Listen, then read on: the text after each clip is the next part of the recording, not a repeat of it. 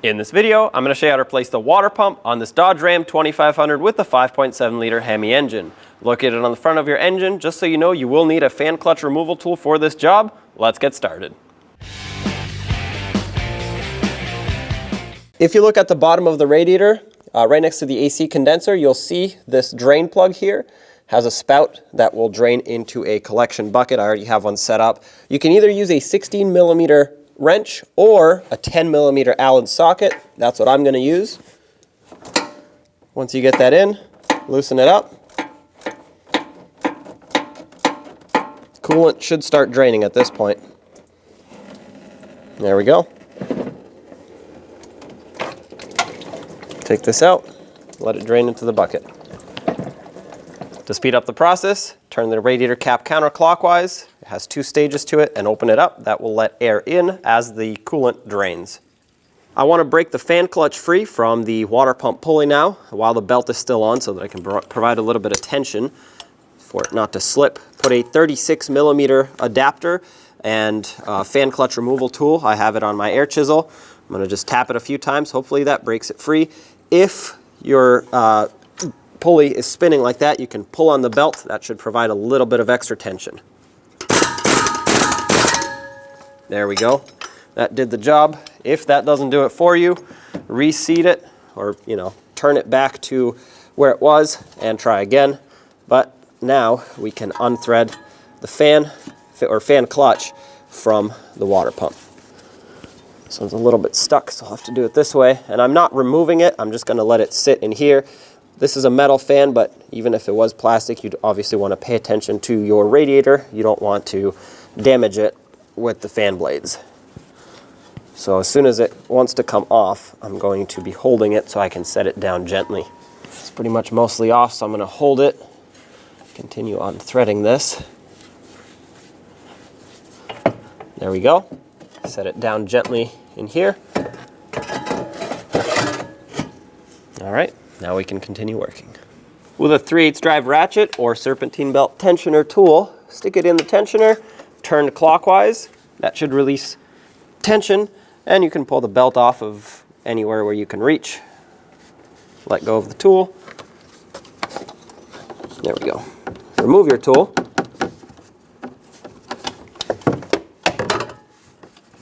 And remove the belt.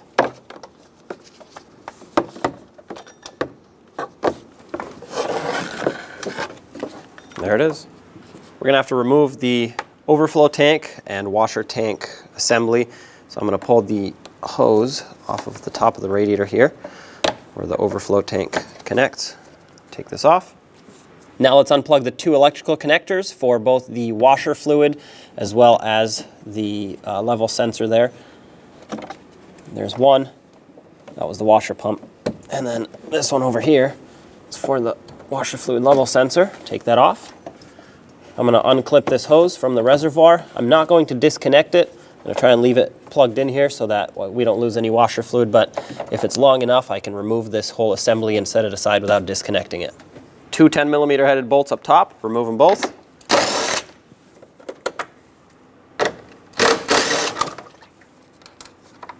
Take that off. Lift up this whole assembly. And looks like we do have plenty of space on the washer hose, so I'm going to set it aside over here. I'll bungee cord it so it doesn't fall, but just so you know, if you disconnect this, washer fluid's going to start pouring out. Now let's remove the upper radiator hose so we can make space to pull the fan shroud out. Grab some pliers, squeeze on the clamp, move it out of the way, and give this radiator hose a couple wiggles. That should break it free. Pull it off the radiator. Set it aside over here. Let's disconnect the other end. There we go. Slide that off. And now, sometimes these hoses get really stuck, so if you grab your pliers, open them up all the way, very gently twist this, a lot of times that will break it free. You just have to be careful not to break the hose. That's not breaking free, so I'm going to get a pick, try to stick it under here, hopefully walk this around, and this should help me break it free the rest of the way. If you don't have a pick like this, try to get anything you have under there just to break that seal. Most likely this hose has been on for a long time and that's what causes it to get stuck. There we go. Finally got that to break free. If you end up using pliers on this, try not to squeeze too hard because you will bend this. This is a metal thermostat housing here.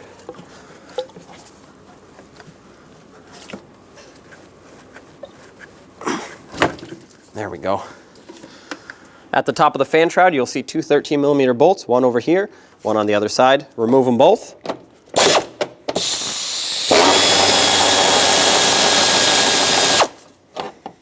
There it is. Do the same on the other side. With both removed, we should be able to pull the fan shroud up. With both removed, pull the fan up as well as the fan shroud at the same time. Set them both aside. Let's remove this bracket up top. 3 13mm mounting nuts and 1 13mm bolt.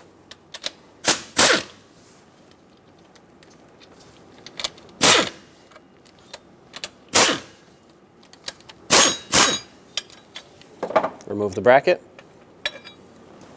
Remove the tensioner. This is bolted onto the water pump. Use a 15mm socket.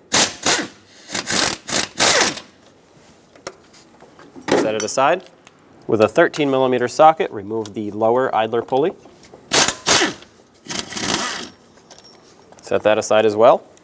Let's disconnect these hoses that are in this area. These two are heater hoses and then the lower radiator hose. Grab some pliers, squeeze the clamp, pull it off, and break the hose free off of this fitting. Once again, try not to damage the hose by doing this if you have to. There we go. Pull that off, let it drain into your collection bucket. Do the same on this upper one. Okay, now finally the lower radiator hose, same thing, squeeze the clamp, pull it away, and disconnect the hose.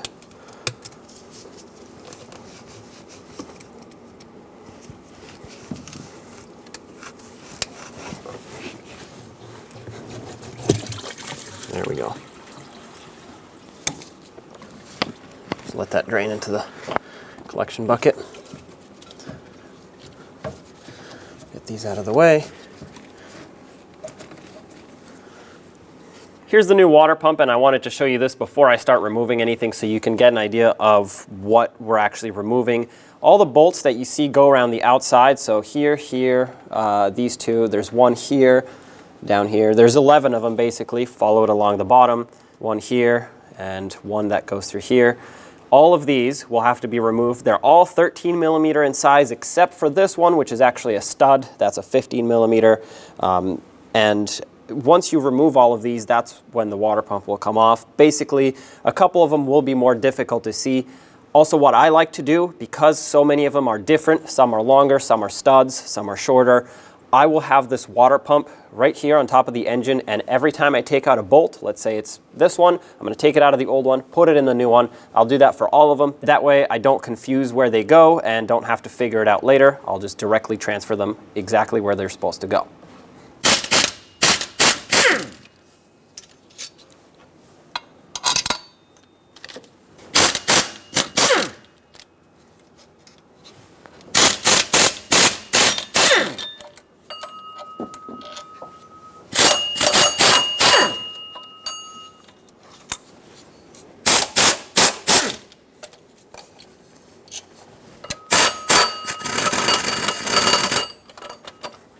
This bolt here doesn't come out unless you remove the power steering pump, or at least the pulley. I'm not doing that, so what I'm going to do is just leave it here, and once the water pump comes out, I'll take it out.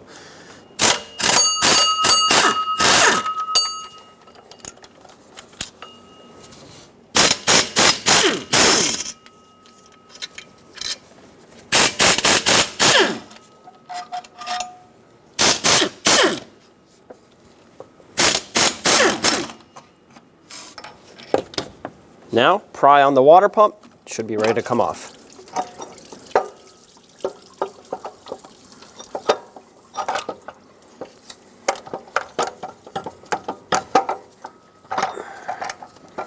And there it is. Remove this bolt, stick it into the appropriate hole on the new pump.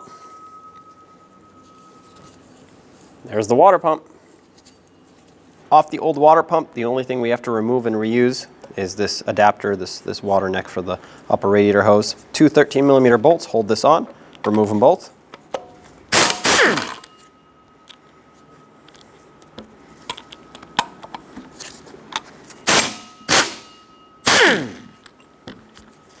Take this off, and of course the thermostat, which is sometimes stuck in here. Get a little screwdriver or pry bar. There we go. If it's in poor condition or you would like to replace it, this would be a great time to do so. Now grab your thermostat. If you are replacing it, of course, get your new one, install a new gasket on here. These should have a little bleeder valve. I'm going to install that right after this top screw here. As the water pump gets mounted, this is going to be at the top. This will help bleed the air out of the system. With this installed, clean up this mounting area. Mine looks like it's in really good shape, so I'm not too worried about it. I'm just going to wipe it off with a rag, wipe off on the inside, make sure it's nice and clean. If yours is really rusted, I know this is a little bit, but it's not too bad. This is just the paint peeling off. If yours is rotted, replace it or you will get a coolant leak here. It doesn't matter which direction you put it. It's not directional. Slide it on, hold it, and line up the two bolts. Once you line one up, you'll be able to get the other one started as well. Make sure they thread on nice and smooth. And with both of them started, slowly bottom this out. Hold it here so it doesn't move too much.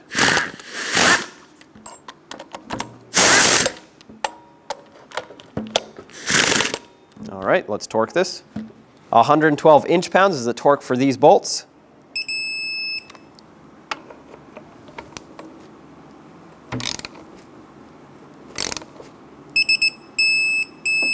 Double check it.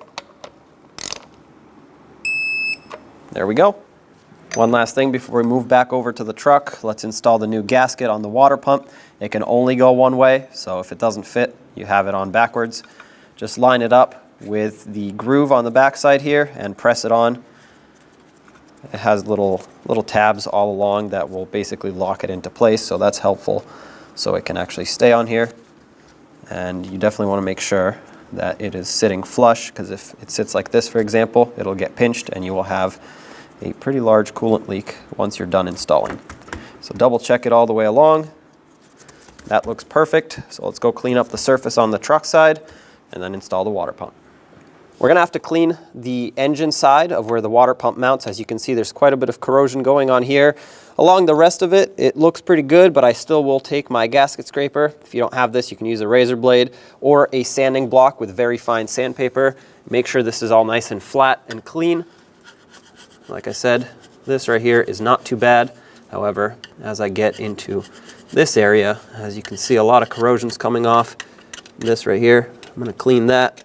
And if you are going to use anything like brake parts cleaner at the end, try not to spray it inside the ports where the coolant goes. Try to keep it on the outside of the engine. If anything, spray it on a rag and then use that rag. But you definitely want to get rid of all of this. This, if you leave it, will continue to corrode the engine block, which is not a good thing. Just go all the way around, like I said, with a razor blade if you don't have this, but you don't want to gouge the aluminum surface here with a screwdriver or anything like that, just to get this clean. Take a rag and just clean off the surface after you have scraped it. Get rid of all of the debris. And at this point, like I said, if you want it to spray brake parts cleaner on it to get it degreased a little bit, just be very careful not to get it inside of the holes.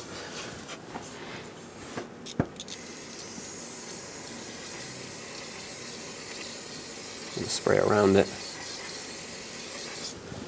Just in case they're not hollow or through holes, when the bolt goes in, if there's fluid in there, it will compress the fluid and either strip the threads or crack the engine block. It has happened. So be very gentle when you blow this out so it doesn't spray everywhere, but clean them all out with compressed air.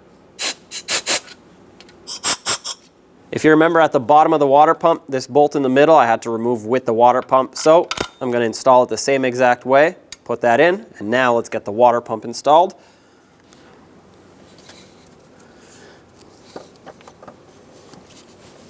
have to angle that bolt so I can actually start in here. There we go. All right. I got that one started. Yep, that's started. So I'm gonna start in one of the top ones. That way it stops falling down. I'll go for this one. It's directly across from that bottom one. And at this point, with this started, the water pump should stay in place, which will allow me to start in the rest of them. Just go around and thread them all in. If you used your water pump as a reference for the bolts, I had mine in here when I removed them, and then I transferred them to the old water pump. So right now I'm just taking them out of the old water pump, one hole at a time, and putting them in the new one. That's all of them. Let's bottom them all out. Doesn't matter where you start, but I recommend going in a cross pattern so that the water pump can seat evenly.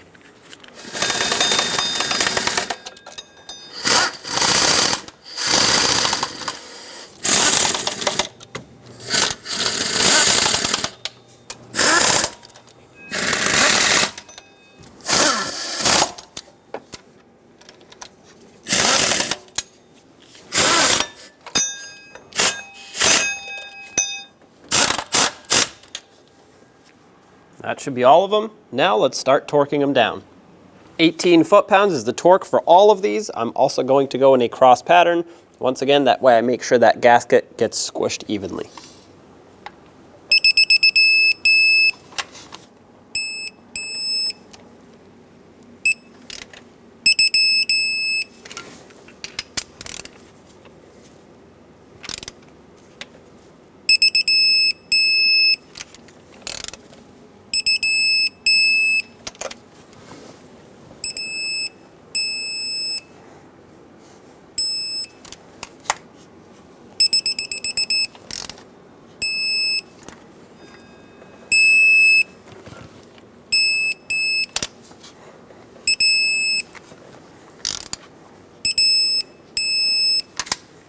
I torqued all of them. I'm going to go around in a circle one more time and double check that they're all equally tight. Let's get the lower radiator hose reconnected. Make sure that goes on all the way. Put that hose clamp back.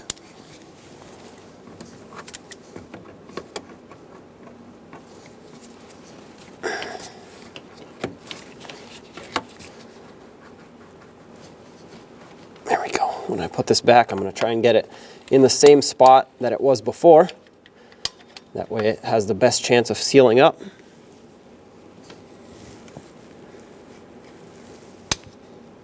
Right there.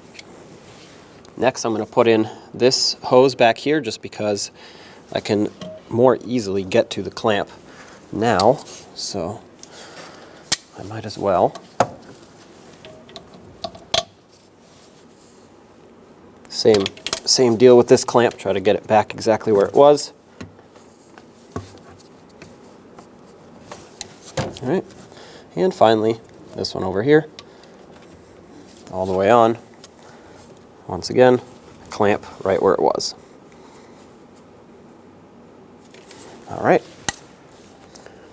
At this point, we're done with the drain plug, so reinstall it. Make sure it's nice and snug. Once it bottoms out like this, give it a little extra. If it stops spinning, stop there. This little tab should be facing straight up. If you over tighten it, it'll snap and, well, you'll need a radiator at that point. It's easier to do this now, so I will take off the cap that covers the threads on the water pump so we can install the fan in a little bit. It's easier to do this now, so I'm going to get the idler pulley installed. Try to thread this on by hand so you can make sure it threads on smoothly. Once it does, bottom it out.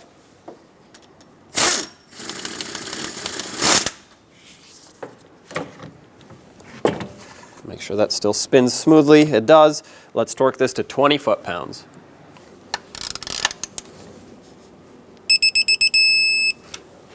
Install the tensioner. There are two dowel pins, a little one and a bigger one. The little one goes in here. The big one goes right up there. You have to line these up. That's how you know that the tensioner is properly lined up with the water pump. Snug it up. I'm going to hold it while I do that. Torque for this is 30 foot-pounds.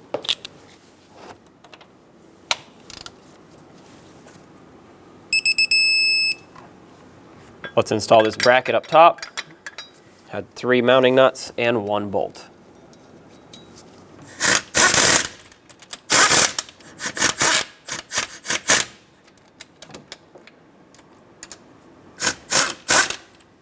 The torque for these is 21 foot-pounds.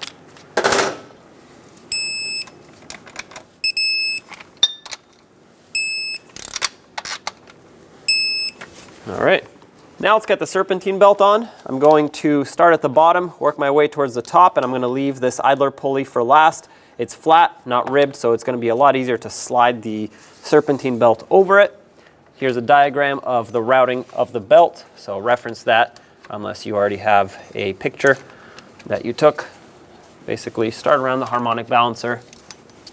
Hold tension on the belt with one hand while you position it on the pulleys with the other hand.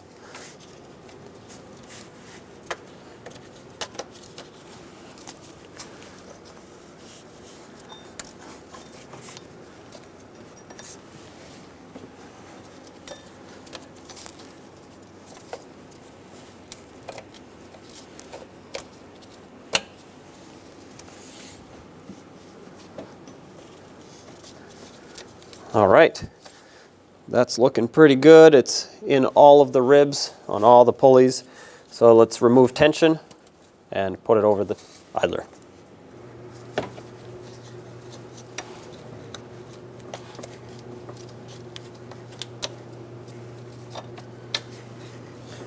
All right, let's double check it. Oh, it's falling off the tensioner. Always double check every pulley. Make sure it's centered.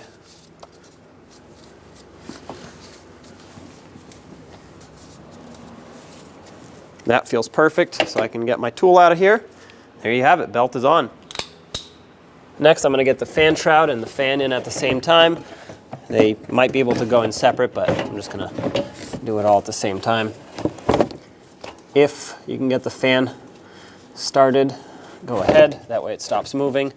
And then the fan shroud, line it up at the top, but at the bottom, it's going to have a couple clips that it should slide into. There we go. Mostly locks into place, but of course, let's put the 2 bolts in so we can actually lock it down. Put in both bolts, one on one side, start them in, and one on the other.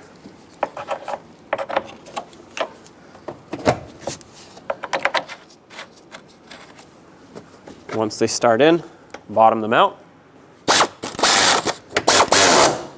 Make sure they're nice and snug. Let's just finish threading on the fan assembly.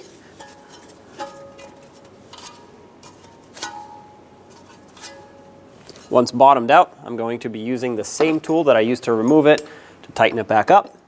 36mm adapter here on my air chisel. Line it up, just give it a couple taps. That's all it takes. These fans are threaded so that they actually want to tighten as they spin, so don't worry about tightening it extra. As long as it's snug, it's good to go. Now install the upper radiator hose. I'm going to get it onto the water pump end first. All right. I'm going to try to position this exactly how it was before so it can have the best chance of sealing up. That's good right there. Let's move over to the radiator side of things and reconnect the upper hose over here. Get this clamp on. This one should be quite a bit easier, but same thing. I'm going to get it right where it was before. These hoses are usually molded kind of to the clamp after it's been here for years, so you don't want to have to chase a leak just because of a clamp. Let's drop in the coolant and washer fluid tank. These 2 tabs on the bottom have to line up with the fan shroud, so watch for that. There we go. I have my bolts ready, so I can at least start them in. That way it'll hold this in place until I'm ready to tighten them.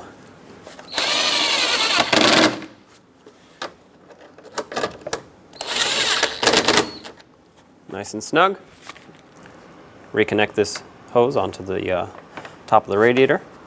Make sure it's seated all the way. Don't forget to re-secure this hose. This is for the washer fluid. It just has a cutout on the tank itself that it gets clipped into. And don't forget about the 2 electrical connectors, one for the washer pump here. Make sure that clicks. Oops. Lock that down. And the washer fluid level sensor down here. Click and lock.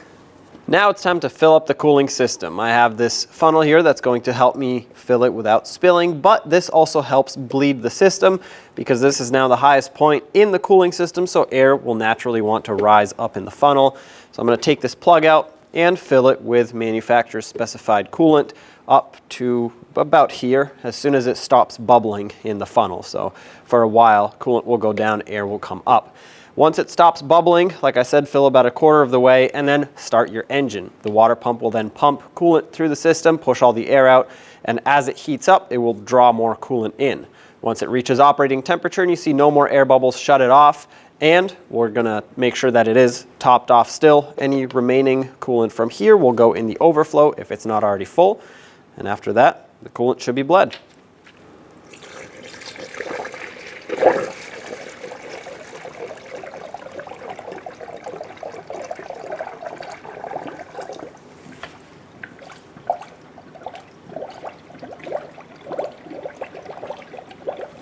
This has stopped bubbling and I left it about 1/4 of the way full. So at this point you want to run the vehicle. That'll get everything circulating in the system and push any air that is still in there out. Once you've done that, you're going to want to cap it off, open up the overflow tank and remove your funnel if you used one. A little bit might spill. Put the funnel in here and let any excess drain in there. Mine was pretty much full, so I am only going to add a tiny bit. The rest is going to go back in my container with coolant. You don't want to overfill the overflow or it will actually overflow once it warms up. Cap this off, remove your adapter if you used one. Take your radiator cap, line it up. It's going to have 2 stages to it. Click it once and then again, and that's locked in. When only the best will do, demand TRQ. The only company that lets you view before you do. TRQ is committed to offering the highest quality aftermarket auto parts that are engineered for peace of mind. Thanks for using and viewing with TRQ.